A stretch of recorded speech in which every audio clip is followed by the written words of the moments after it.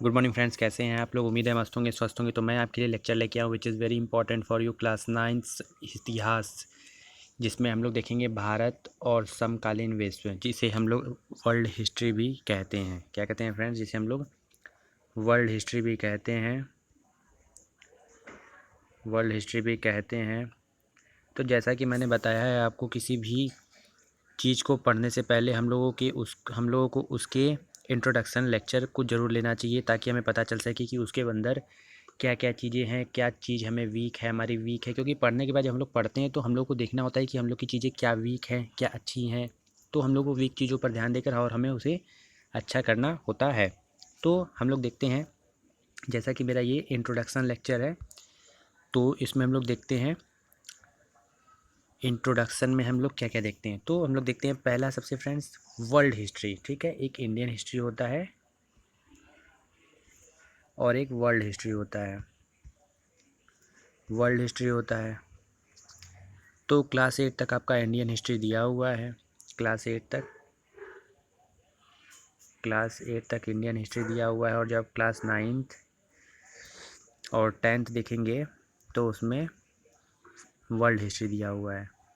तो क्लास 6, 7, 8 आपका Indian history है और क्लास 9, 10th क्या है? वर्ल्ड हिस्ट्री है। तो इसमें हम लोग क्या क्या बात करते हैं? फ्रांसीसी क्रांति की। सबसे पहले, इसके पहले भी बहुत सारी क्रांतियाँ हो चुकी थी। अमेरिकी क्रांति हो चुकी थी।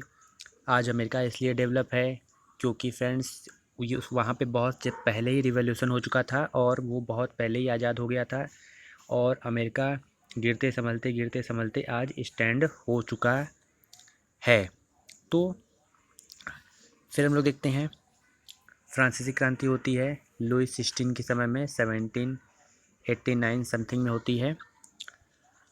उसके बाद फिर हम लोग देखते हैं यूरोप में समाजवाद और रूसी क्रांति। तो नॉर्मली लोग देखते हैं पहले फ्रांसीसी क्रांति होती है, रूसी क्रांति होती है और फिर हिटलर के बारे में भी बताया जाता है। तो जर्मनी का जो सबसे इम्पोर्टेंट पर्सन होता है, जिसकी वजह से विश्व युद्ध होता है, सेकेंड विश्व युद्ध होता है, उसके बारे में बताया जाता है। कैसे वो आता है, सत्ते में आता है, उसकी हिस्ट्री क्या है, कैसे वो सत्ते में आता है, क्या उसके अंदर इम्पोर्टेंस होती है, कैसे वर्ल्ड वॉर में वो साथ देता है या वर्ल्ड वॉर करवाता है। तो जर्मनी के बारे में हम लोग देखेंगे।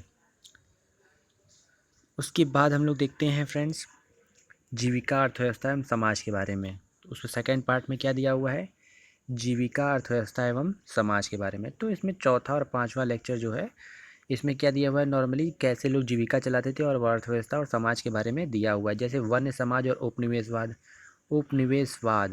ये सारी टर्म्स का वर्ड, ये सारे जो टर्म्स होते हैं, जो वर्ड होते हैं इंपॉर्टेंट, उसके बारे में बताऊंगा। इसे क्या कहते हैं, क्यों इसका नाम उपनिवेशवाद रखा गया।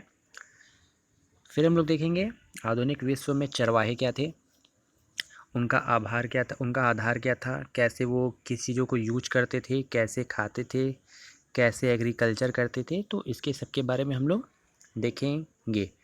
तो फ्रेंड्स ये वही हिटलर है जिसने वर्ल्ड वॉर करवाया था, जिसने ज्यूस को मौत के घाट उठाया था। तो इसकी बहुत ही विराल हिस्ट्री है, जिसके बारे में हम लोग देखेंगे। हालांकि है तो बहुत ही खतरनाक हिस्ट्री, इसके बारे में हम लोग देखेंगे। फ्रांसीसी क्रांति, रशियन क्रांति और हिटलर का उदय, फिर वन्य समाज एवं उपनिवेशवाद और आधुनिक विश्व में चरवाहे। तो फ्रेंड्स मेरा नाम है आदर्श पाठक, मैं यहीं पे लेक्चर अपनी ख़त्म करता हूँ। तो मेरा पहला लेक्चर बहुत ही जल्द आने वाला है, जो क्लास 9 का फर्स्ट चैप्टर होगा। तो कोरोना वायरस का टाइम है फ्रेंड्स, स्वस्थ रहें, मस्त रहें और घर पे रहें, जितना हो सके घर पर रहें और अपने काम को घर से ही करने की कोशिश करें। Thank you.